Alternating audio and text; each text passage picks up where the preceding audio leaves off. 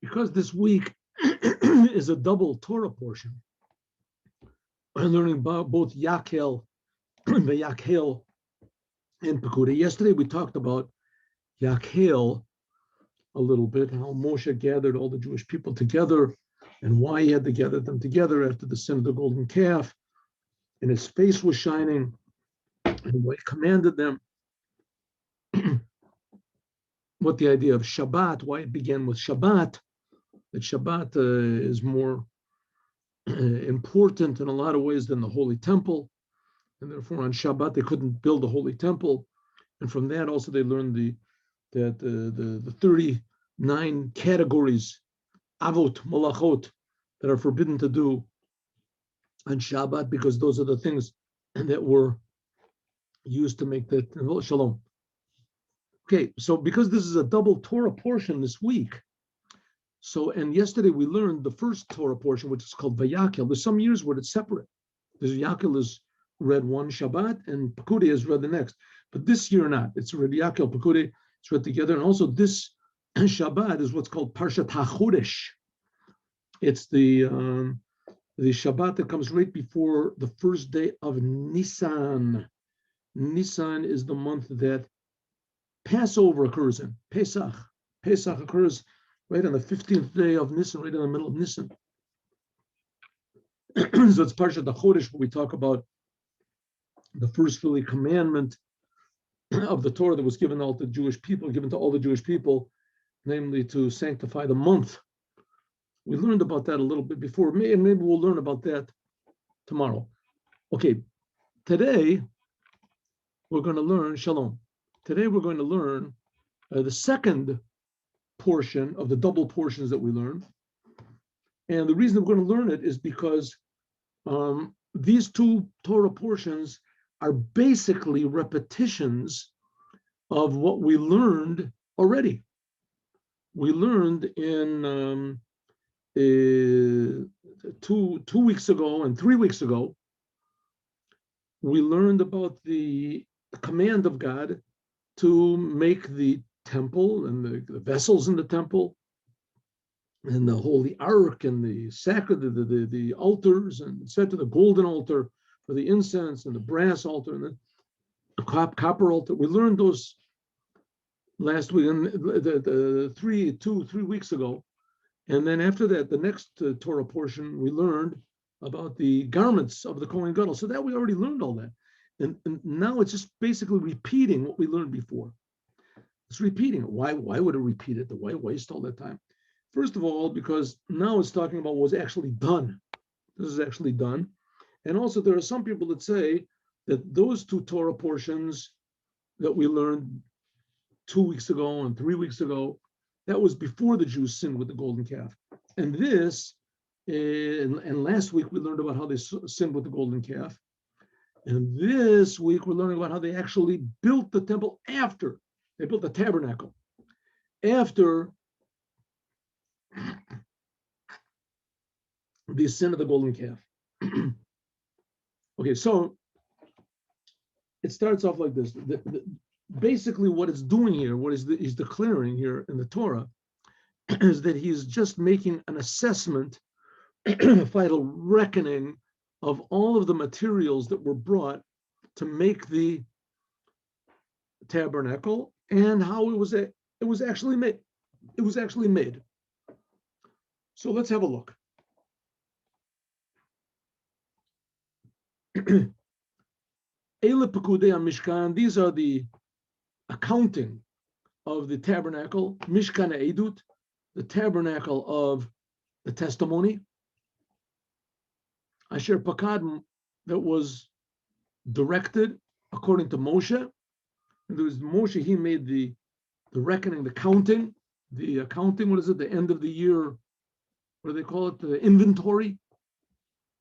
This is the inventory of all of the things that were gathered together to make the tabernacle that was done by Moshe, and it was really the work of the Levites. If you looked over there in Parshas Truma and Tetzaveh, it was the work of the Levites. The Levites that were, and the one appointed on them was Itamar ben Aharon Kohen. Okay, what's going on now? We have to remember, very important, that everything we see in the Torah is also inside of us. And every detail is eternal. It's very important and very alive and very relevant to now, very modern and fresh and essential. And we're going to see, in fact, we're going to see this in a moment, one of the wonderful explanations that's given by the Or HaChaim HaKadosh. So let's see what it is here. Let me just 1 second. Get my picture here. Oh, there it is. So this is Eila Pekudei. These Parshas. Let's do Rashi first of all, and then we'll do some of the other explanations, other commentaries. Eila Pekudei. This is the accounting. This is the inventory. But Parsha Zu, in this Torah portion,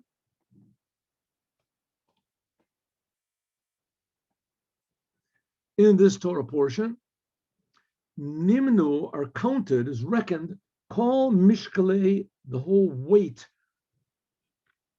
and the number of the donations, the weight and the amount of the donations that were given to the tabernacle. Gold, kesef, silver, zahav, gold, nechoshet, copper. Nechoshet is copper, right? It's not bronze. I think it's copper. V'nimnu kol kelav, kol avodaso. Kol kelav and kol avodaso. I mean, to tell you the honest truth, really what the difference between copper and bronze is, I also don't know. So if it would come down to make the tabernacle, I certainly would find out. But let me just take a look over here. Give me 1 second. I'm sure I looked this up before, and I'm sure that I also forgot it. Let's see what it says here. Nechoshet, nechoshet.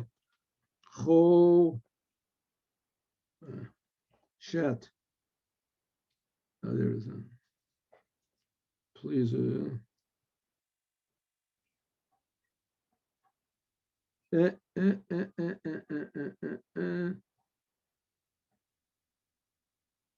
Nechoshet is, he says copper and brass. So he brings it both. So Nechoshet is copper and it's also brass. That's how he translates it. That's probably why I forgot what it says. Actually, I didn't forget. That's what it says. Okay, so copper and brass. Some people say it's bronze. Bronze and brass is the same thing. Okay, let's go. In any case, let's say it's copper. So this is all the materials that were brought. The copper, the Nimnu Kol HaKelim, was counted all the vessels and all of the service that was done with these vessels. So it says, very interesting, look at this sentence. This is the inventory of the Mishkan Edut. This is the inventory of the tabernacle of testimony. Why does it have to say it twice? So the same word twice. Ha Mishkan. It should say, Eile Pekudei, this is the inventory, this is the numbers, Mishkan Edut, of the tabernacle of testimony. Right? Why it was called the tabernacle of testimony, we'll see later, but essentially because this was where the holy tablets were. It was testimony to the world of God. We'll see commentary, what it means. Why does it say 2 times Mishkan? Mishkan. Why does it say twice? So Rashi says, Mishkan. Why does it say twice? This is the accounting of the tabernacle of testimony. The tabernacle. Why twice? Rashi says, Shtei pamim, 2 times. Remez, this hints at Lemikdash, the holy temple. Shenit mashken, that was taken as collateral. You know what collateral means? Collateral is if I loan you $10,000, but I want some collateral to hold on to make sure you'll pay me back. And if you don't pay me back, then I can. So I say, okay, give me your car. Right? I guess nowadays they even call it what do they call it? They put a lien on your house. What is it? A mortgage. Oh, a mortgage on your house. If you don't pay me back, then your house is a mashkon. It's a surety on the loan. The same thing is God took the holy temples as a surety, b'shtei chorbanon, and the two destructions, al avonoteim shel Yisrael, on the sins of the Jewish people. So the Rebbe, the Lubavitcher Rebbe asked a question on this. What's going on over here? Why is Rashi so negative? Why is he so negative? Here, what does it say? It says, these are the accounting of the Mishkan Edut. The word Mishkan, what it means is, why is it called a Mishkan? Mishkan, because that was where God, Shekhinah, God was revealed there. Very positive thing. Why does he translate it that it's a mashkon, that God took it away from us when he destroyed the temple as a surety, as a collateral? The word mashkon means collateral, a negative thing. And also, why does Rashi have to say 2 times? As you can see that it's 2 times. And also over here it says, it is a hint, lemikdash, to the holy temple. It's not a hint at the holy temple, so it's a hint at the 2 holy temples. It's such a miktashim, shenit mashkanu, that they were taken. Why mikdash? So the Rebbe explains that really there was only one mikdash. There's only one holy temple. And it took a little bit different forms. There was only one holy temple, permanent place where God dwelled permanently. And God wanted the first one to be it. But the Jewish people, because of their sins, so God destroyed it. But here it says, no, God did not destroy it. Don't think he destroyed it. There was only one temple, and that God just took it as a mashkon. He just took it as a collateral, so that the Jewish people would pay back. What do you mean pay back? That they would start doing what it says in the Torah. And when they did, so he gave it back to them in the second temple. And then when they refused to do what God wanted, so again, God just took it from them. It says because of their sins, so he took it for them, but not as a destruction, but as a mashkon. It's just a surety. God is still holding on to it. And as soon as the Jewish people come back to be normal, they, how do you say, return to their Jewish consciousness, doing tshuva, they return to their true identity. So then God will give back the mashkon. He'll give back the surety, right? You borrow from me $10,000 and you give me your car. Well, as soon as you give me the $10,000 back, I have to give you the car. So the same thing is, we owe, right, God to do tshuva. We have to give our energy to him. As soon as we do, God will give us the temples back. And if it's not 2 temples, it's just 1 temple. It's the same one. Okay, Mishkan Edut. Why is it called Edut? It is called the temple of testimony. Edut Yisrael. It's a testimony to the Jewish people. Shaviter lem HaKadosh Baruch Hu al Ma'aseh Egel, that God forgave the sin of the golden calf. Shari Yashua Shechina b'neim, because God made the Shekhinah rest among them. Right? They sinned with the golden calf. God wanted to wipe them all out. Moses went and intervened, said, please, God, don't wipe them out. So God said, okay, those people who really served, so they're going to have to pay for it. But all the rest of them, which was almost all the Jewish people, I mean, there was 600,000 just men, and there died in the time, I don't know, 5,000, doesn't say, it says 3,000 died at the hands of Levi. And the rest of them, they died, there weren't that many. And there's a lot of opinions that say that the Jews, it wasn't the Jews, it was the Erev Rav, it was the mixed multitude that they converted to Judaism, but they really weren't the Jews that God wanted to take out of Egypt. That they were the ones who made the golden calf. In any case, the Jewish people let them do it, whatever the sin was, God wanted to wipe them all out. And he didn't. He forgave them all. So he said that's why it's called Mishkan Edut. It's a testimony that God says, just forget about what you did. We'll forget about the golden calf. Make the tabernacle. And this we'll see as a constant thing in the history of the Jewish people, that eventually the Jewish people sinned, the first temple, the second temple, and God always keeps forgiving them. Avodas HaLeviim, it's the service of the Leviim. Mishkan v'Kelev, they served the Mishkan and the Kelim. They did the Mishkan and the vessels. We're going to see another explanation over here. We're going to get to it, I hope. What is the Avodat HaLeviim? To tell you that now the Levites, they're the ones that are going to do all the work. the Levites, before it wasn't that way. Before, the ones who did all the work were the firstborn. The firstborn, they were the priests. But after the sin of the golden calf, when the firstborn, they also participated, and the Levites did not participate in the worshiping of the golden calf. So therefore, the Levites, they were given the position of being the priests, and the firstborn lost it. Okay, we'll see that later. This was given to the Levim in the desert. Each person had his own personal job, which we're going to find out later in the book of Numbers. We'll get to that. That's going to be in several weeks, or several months. In the hands of Itamar. Itamar was one of the sons of Aaron, right? You see the Ben Aaron, the Kohen. There was Eleazar and Itamar.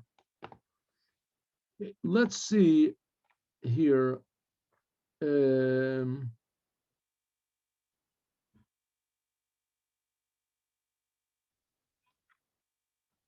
it says the Eben Ezra. The reason that he counted all these vessels that were made, because the items of the tabernacle included everything. Mishkan, also when it says Mishkan, the word Mishkan includes everything. So they counted all of it, everything. Why is it called Mishkan? Why is this called Mishkan? And especially Mishkan, because there was the ark that was there. And also there was the tablets inside of the ark. That's what Edut means.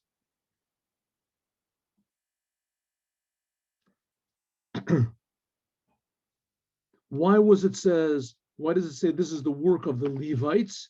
That they were the ones who carried the Mishkan and all the vessels and etc. And God gave it to Itamar, because the Itamar, they were the Gershon and the Merari of the Levites by means of were Itamar. He was the one who ruled, who was the manager of them. They lifted up the vessels of the Holy Temple. Gershon and Merari. And Kahat, he lifted the ark. Okay, here we have the Ramban. The Ramban says, why does it say Mishkan? Why? Because why does it say Mishkan and then it says Mishkan Edut? It was the tabernacle of testimony. This is because you might think that just the ureot, just the curtains that were around and the tapestries that enclosed the area, that's also called Mishkan in the mitzvah, and also in the deed when it says make the Mishkan. But the real thing of the Mishkan was Edut. This is talking about the whole house, the Ohel Moed. Why? Because this is the place where the tablets were. That's also the Ramban says the main thing of the tabernacle was the tablets. The Maimonides says the main thing was the altar, but he says the main thing.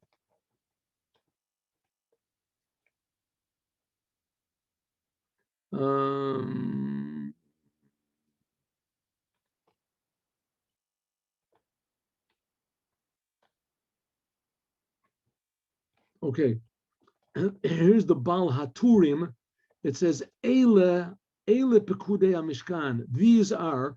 It doesn't say Ve'ele. It doesn't say. It says Milat Milo Vav. It doesn't say Vav.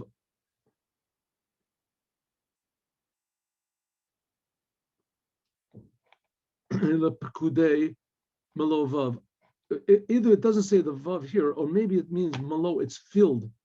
I'm sorry, there could be malo that says ele pekudei.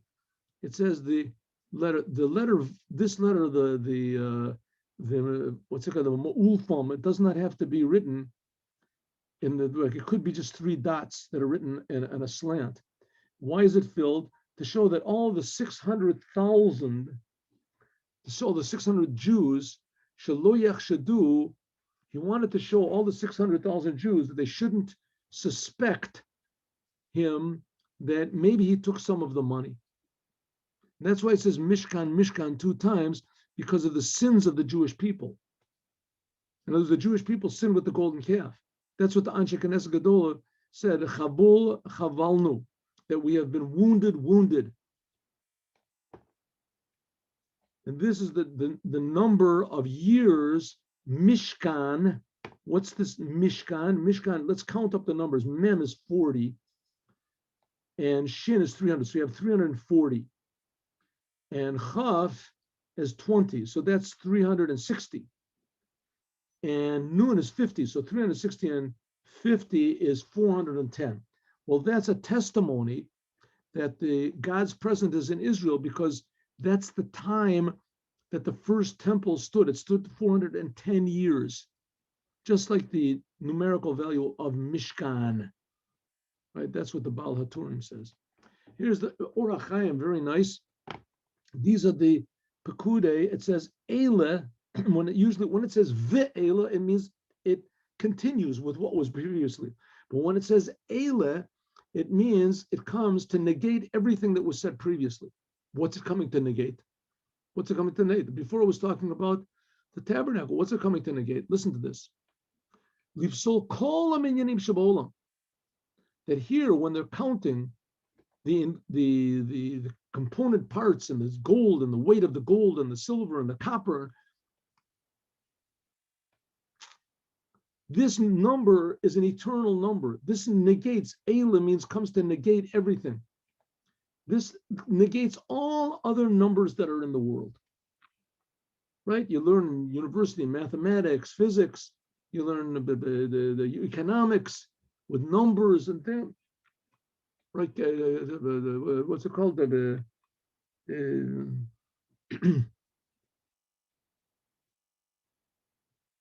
the word. Okay, well, think about it. All the numbers that are in the world. Kikol ma sheyimna ha'adam. Anything that a person might count and number, mikinyanim ha'medumanim, from all of the possessions that he thinks he has, statistics, that's what I wanted to say. All the statistics in the world, that's a whole big thing in the world, taking census. All of the numbers, whatever you want to count in your life, you want to count the speed of light, you want to reckon anything that you want to count, it says, ein minyano minyan, it's really not a number. Ushmon moralav, ma ata moneh. What are you moneh? What are you counting? Right? Moneh also means, moneh means to prevent, not to be, moneh. Minya. I think that's what he's trying to say. Ella avol minyan zeh omed la'olam. This stands forever. And when you count something, you're counting something that's here today and is gone tomorrow, which is not the case. The tabernacle. It says the tabernacle, the deeds of Moshe stood forever. Hatam liot minyan mishkan mufla asher shachin sham elokei, because God Himself dwelled there. So it was an eternal thing. A lot of times you can also see this. I mean, it's also simple in people. A lot of times there's people, heroes, right? Heroes. These countries are based on people that were heroes. You know, Abraham Lincoln was a hero. What he did, the things that he did here. What do you mean? He did certain things that are eternal, beyond the person himself. It was a certain thing, just not living just for the moment. So here it say the most meaningful thing that you could possibly have is building a house for God. But you can build a house on your own for God, but this is a house that God Himself said how to build it. But you decide on your own. You know, you get a dream in the nighttime or a vision or something, and you want to build a house. That's very nice. You can build whatever you want to, but don't think that this is what God wants. It's what you think God wants. But here, the tabernacle was exactly what God wants. He told Moshe exactly what He wanted. So He said, therefore, Eile, these numbers that I'm counting here, that we're going to see later on in the calculations and the numbering of how much was brought to the temple. This is a true number. This is an eternal number. Well, he has another one also over here. Let's see if I can find this. Oh, another, it says Pekudia Mishkan. This is like it says, Is this what I was looking for? No. Oh yeah, here. This is what I'm. Or maybe we can say like this: the Mishkan was kapara. This was a forgiveness for the Maisa Egel. And also says in the Gemara and Chulin, Ki Shakula Avodah Zorah, that idolatry cancels out the whole entire Torah. So that the Jewish people worship the golden calf, that cancels out the whole giving of the Torah with Mount Sinai. And this, building the tabernacle, this was a forgiveness for that. That's what the rabbis say. Ela Pekude. That's what it means. Pekude. What does it mean? Pirush al derech shetargam, like Onkelos says, Ela ha-mitzvos, Ela Pekude. These are the Pekude, means also the commandments. A Pekud is a commandment, an order. Pud. In Hebrew, the commander is called a mafaked. Pekude, the commands of God, that's called the Pekudim. So in other words, these Eila Pekude, these are the commandments, and as God is giving them back all of the commandments that they destroyed by worshiping the idol. Mishkan Eilut Asher Pakad Moshe Perush, call them mitzvot, all the commandments of the Torah that were Moshe commanded, all of them are commandments of the Mishkan, because all of them were designed to make God dwell in the world, in other words, to make God's presence here.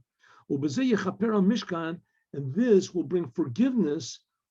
The Mishkan will bring forgiveness on the golden calf, Sheshako Koneged Torah, which cancels out the whole entire Torah. U'ulai niskaven l'rmoz inyan becheshbon pekudia Mishkan sha'ulim taf reish yud hey. If you count the words pikude ha-Mishkan, then the number is 615, which is the 613 commandments and the 2 tablets. 613, that's the 615. Now, Eile Tishkachanu, therefore, these can be forgotten. Ki nechkar bepekude ha-Mishkan. Therefore,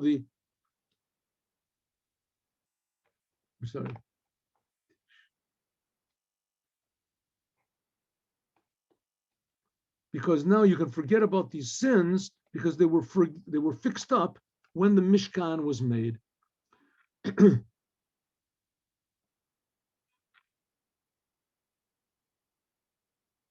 For Omer says Avodat HaLeviim.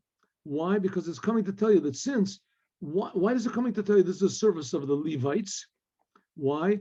Because you might think, well, since God forgave the sin of the golden calf, that because of the sin of the golden calf, there was removed the priesthood from the firstborn. Like it says in Bamidbar Rabbah, in one of the Midrashim. If so, you might think that, okay, when the Jews sinned with the golden calf, so the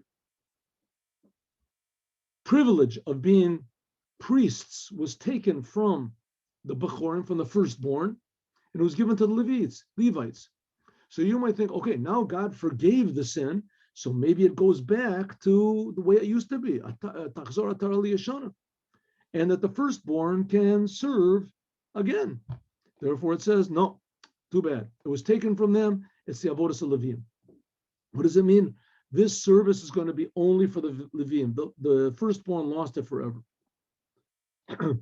Khan here, this implies the whole entire tribe of Levi, whether the Kohanim, whether the Leviim, the tribe, because the Kohens, they also came from Levi. Levi had 2 sons and a daughter, right? Levi had, eventually from Levi came Moshe and Aaron and Miriam. And Moshe and Aaron, they were brothers. So both of them were really Levites. Their father was Amram, but Amram was the son of Levi. And so so they were right, both Moshe and Aaron were both Levites. Just afterwards, Aaron was divided up. So the Levites, they came from Moshe. So it says, therefore, also the Kohanim are also called Levites. Because the Kohanim and the Levites, they're the only ones that can serve in the Holy Temple.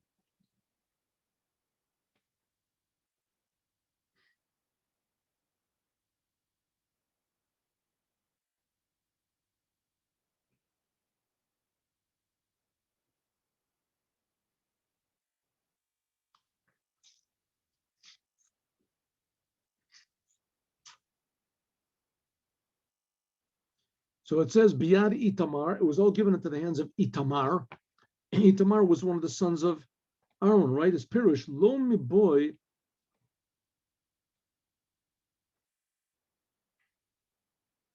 It goes without saying the major services of the Kohanim. And it goes without saying the service of the Levite, the high services like B'nai Kahat, they carried the Aaron, B'nai Gershon, that they carried the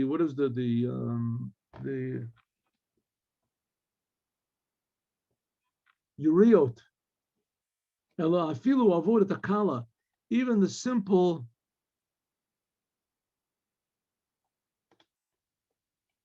what's this? Okay, Ela but Afilu even the simple service of Levium, simple things were done by Itamar, namely making these vessels or whatever, Shehem Akarushim to carry the boards, the Adanim and the sockets, the Varba Makoma Omed.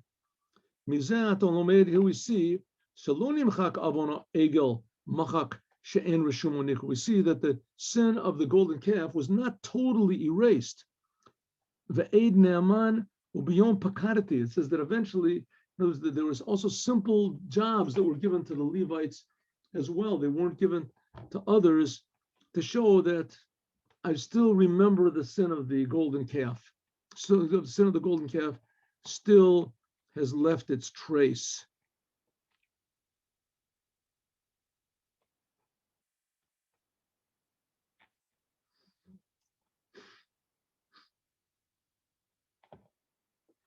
All right, this is making the Mishkan Eidos. Let's say the Kli Yakar is very interesting, but I don't know if we can read the whole thing. See, maybe we can read just one little part of it over here.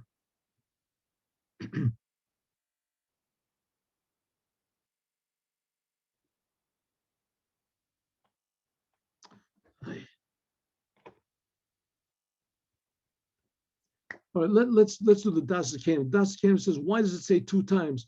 Mishkan Mishkan Eidos, two times. Why?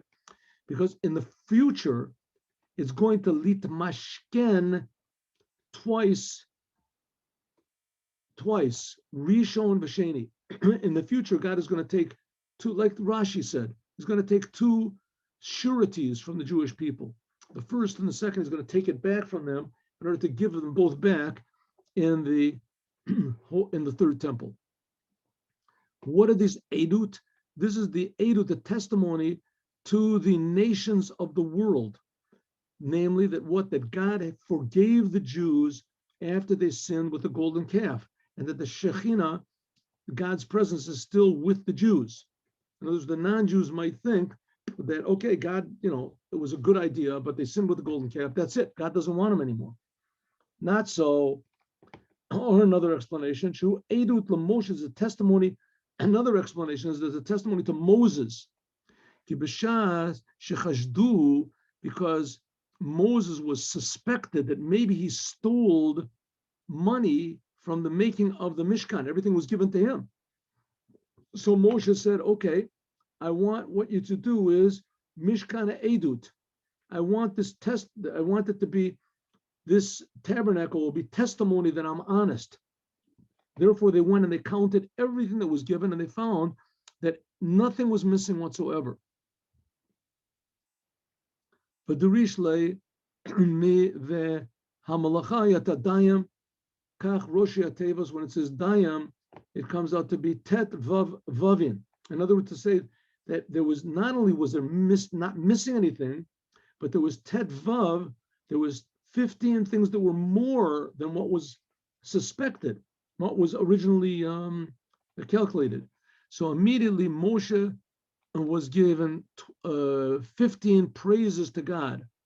And these are the praises, the Shir, the Shavacha, Keneged, Tesvav, Baruch, and Baruch Sha'amar. Baruch Sha'amar, B'hayolam, Baruchu, Baruch V'seh, Baruch V'seh. This corresponds to the 15 Vavs in Emes V'yatziv. After we say Shema Yisrael every day in the morning, so we say Emes V'yatziv, V'nachon, V'kayim, V'shem. If you're looking, you see there's 15 Vavs. So all these Vavs are because of the 15 extra things or units that were in the sum total of the donations that were given to the Mishkan. They suspected Moshe, maybe he took something. Why would the people suspect a stupid thing like that? But nevertheless, the people suspected Moshe of everything. Everything you could possibly think. They regretted the fact that they had a Jewish people do not like to have leaders. That's the way it goes. And that's why they served the golden calf, because the golden calf gave them freedom from Hashem. So they thought, Betzalel ben Uri ben Chur Lamate Yehuda, he made all of these things which God commanded. Says Betzalel ben Uri, he did everything that God commanded him. It doesn't say that God commanded him, it says that God commanded Moshe. Why doesn't it just say that Betzalel did everything that God commanded Moshe? What does it mean? I'm sorry. Why doesn't it say that Betzalel did everything that Moshe commanded him? Moshe told him what to do. Right? Why doesn't it say that Betzalel did everything that Moses told him to do? No, it says Betzalel did everything that God told Moses to do. What does this mean? It doesn't say that Moses commanded him. It doesn't say. What it does say, Elokol asher tziva, everything that God commanded to Moses. What does this imply? Even those things that God did not say, that Moses did not say to him, Shalom Marlo Rabo, that Moses did not say to him, he knew what God said. So Moses told him to do one thing, and he said, that's not what God told you. Hiskimu dato lamashe ne'amar lamoshe b'Sinai. He knew what Moses, prophetic vision, knew what Moses was really told by God. Moses commanded the Betzalel that first of all make the vessels, the ark and the menorah, and then afterwards make the tabernacle around it, the curtains. And Betzalel said to Moshe, Minagolam lasot techila bayit. First of all, a person makes a house, and then afterwards he puts in the furniture. Omalo Moshe said, wow, this is what God told me, you're right. Omer Moshe, Betzalel. Let's call his name Betzalel. Why Betzalel? Because he is in the shadow of God. Hayita, you must have been there. Because